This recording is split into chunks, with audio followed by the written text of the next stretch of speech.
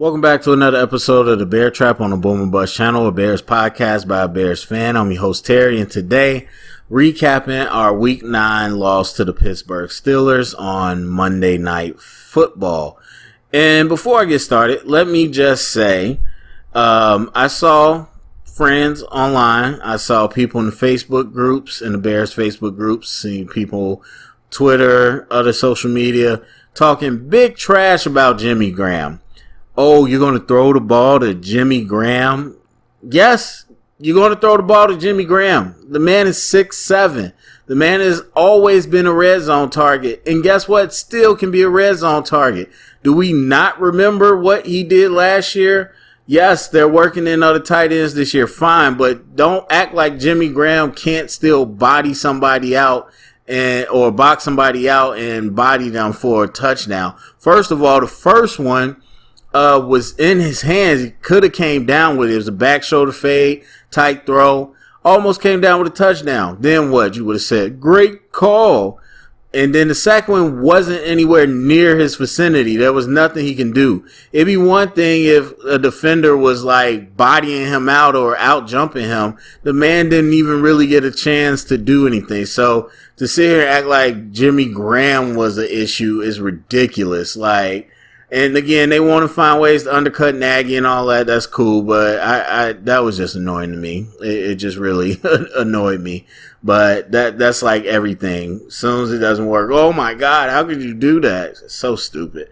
Anyway, getting to the game, I just rewatched just to get a recap and refresher. Obviously, I've been taking in a lot of the comments and everything going on throughout today. Excuse me, but I have to say I'm not really on the board with a lot of these narratives, as you would expect. But as I mentioned, the reffing was not great, and honestly, I do think there's a point where you are over policing the game and not really allowing players to play. And there's always subjectivity of situations when you let them play, but I think there's a point where you can over influence the game. But with that being said, we still committed the vast majority of those penalties, and people acting like we didn't. I will say that there's really only two that was egregious to me. Number one, you had the cut block, which was a incorrect interpretation of that rule on Daniels. And then you had, of course, the taunting penalty. But outside of that, I wouldn't say that anything was crazy egregious.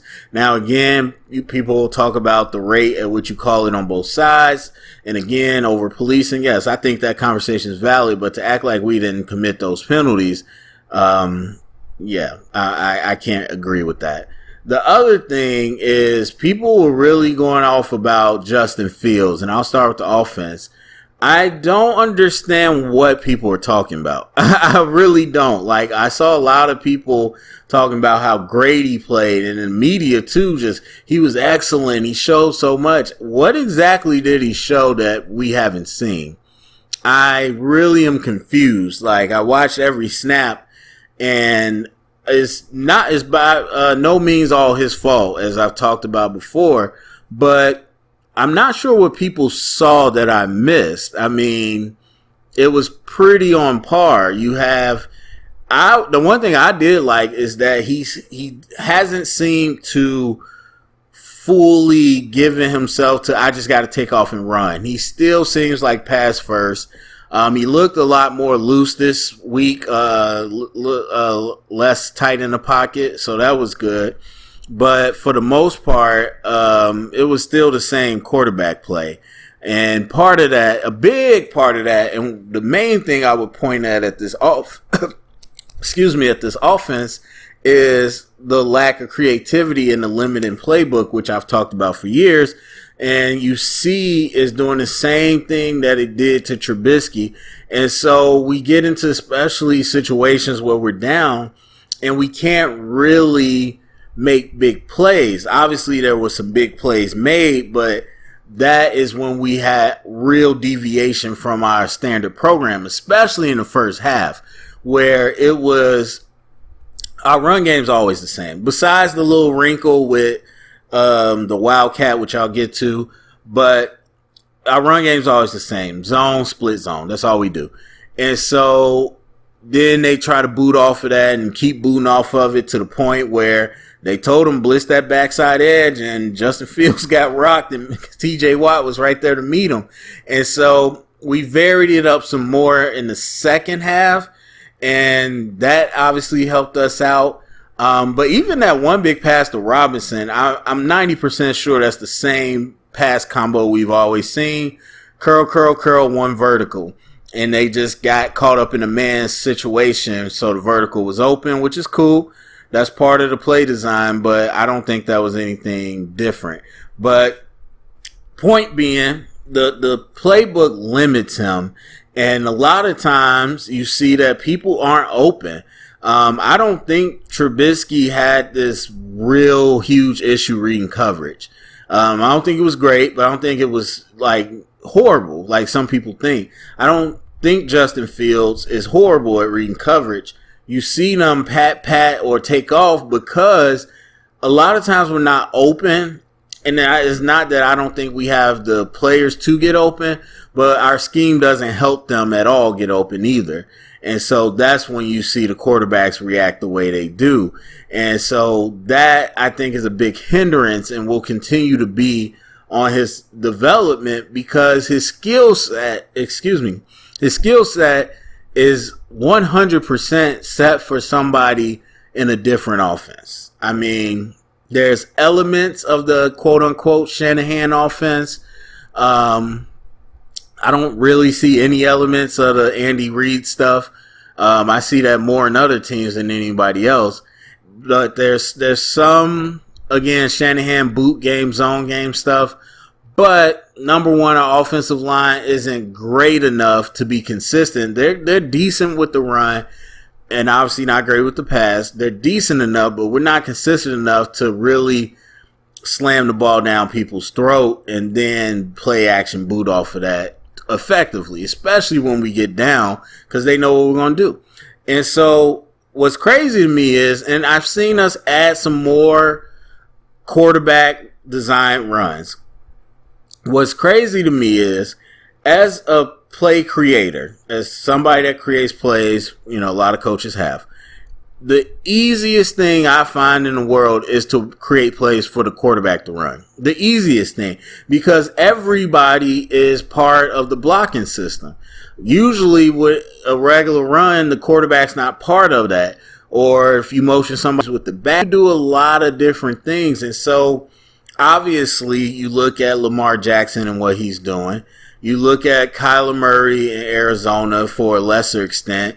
You look at Josh Allen for even a lesser extent, but you see some of the creativity that's going on with quarterback runs, and it blows my mind we haven't really installed that. So I think there's still this identity crisis where we're still trying to be this naggy offense, and there's times where we want to vary it up. But even like you think about the Montgomery Wildcat, which I think is great because you do exactly what we did. You keep showing this fake handoff where, pretty much everybody thinks Montgomery's going to have it, or it's like a blatant handoff and Herbert goes up the middle and it's like, okay, they're not going to do anything crazy. So they crash, and then eventually you hand it off to Mooney on the read and he's wide open. You could do the same exact thing with Justin Fields. Justin Fields and Mooney and Montgomery, or Justin Fields, Montgomery, and Herbert, like, rather than just the same regular read option, you could have the wide lead where the tight end or the H-back comes around the lead for the quarterback. You could do so many things that are just simple that we haven't really added to our arsenal, not to mention more complicated stuff that other teams do. So I really would like to see the next coach come in, not just make this a empty aerial attack, but to really vary up the offense and cater it. Now, usually I don't love this whole cater it to their skill set, but I think Fields isn't handicapped by his mobility. It's an added plus, similar to a Mahomes or a Kyler Murray. And so I think you have to get to the point where people have to honor him as a runner. They have to honor the edge, and that will allow us to have better matchups downfield. But you also have to attack downfield. What we do, we don't attack downfield that much. People sit on our routes. They've always done that. So adding more flavor to the offense, I think we'll get there. And so, yes, I'm vastly impressed and hopeful and optimistic about Justin Fields, but I am not sure what people saw yesterday that made them go crazy. It was pretty much the same to me. Some indecision, some of the playbook holding them back, great athleticism, little reckless trying to make plays.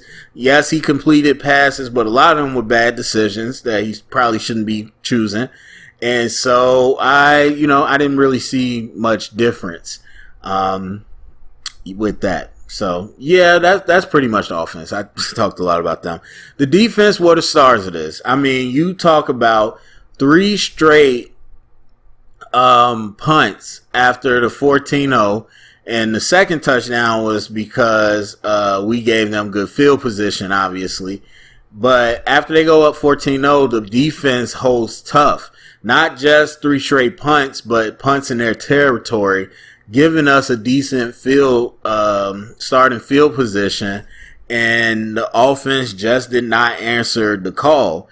Not until they shanked the punt and we started off near midfield. Then we got our first points. Now, obviously, we know there was the bad call, and yes, that's part of it, but much like I say with any calls, that doesn't stop you from scoring. That doesn't stop you from doing anything. Yes, it might hurt momentum, all that, but I've seen teams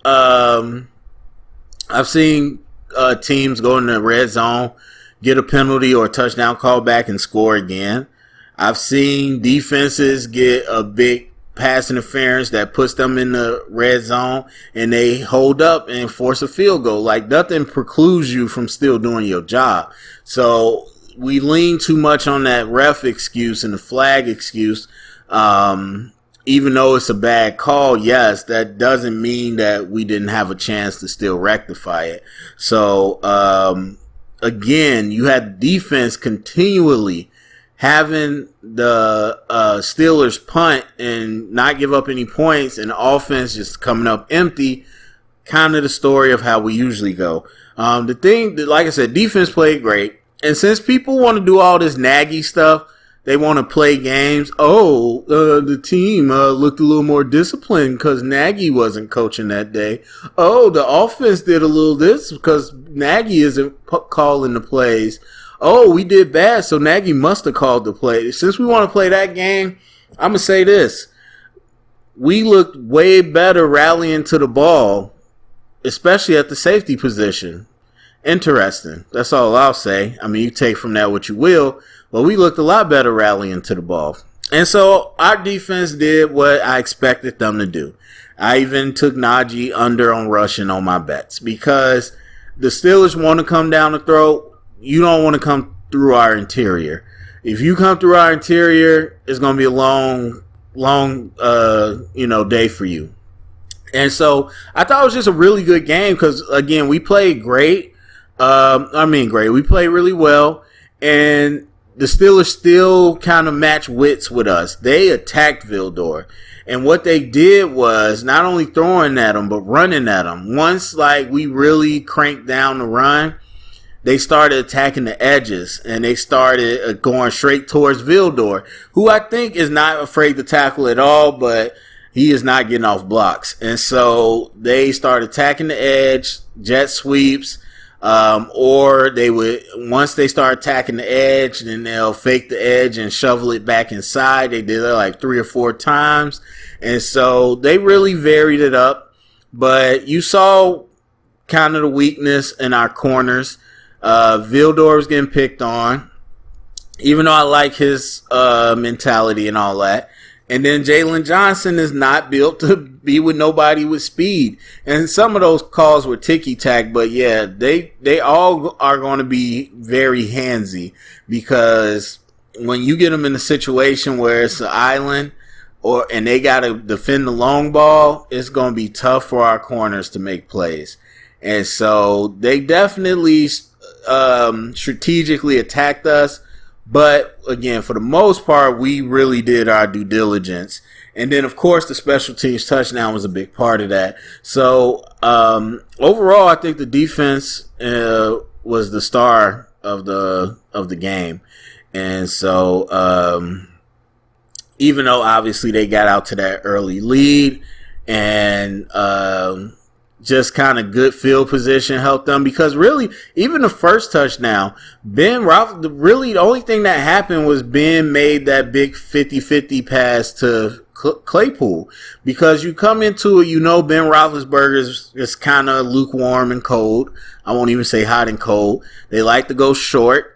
They've been leaning on Najee a lot more recently. Obviously, they don't have Juju, so you knew the offense wasn't exactly explosive. And so we playing our game. We 100% did what we needed to do to put the offense in position to keep us in the game. But, one big play there, penalty there, that really helped them move the ball, and then they were able to put it into the end zone. Surprise, surprise, lack of pass rush across the board. And Robert Quinn is doing his thing. Hats off to him.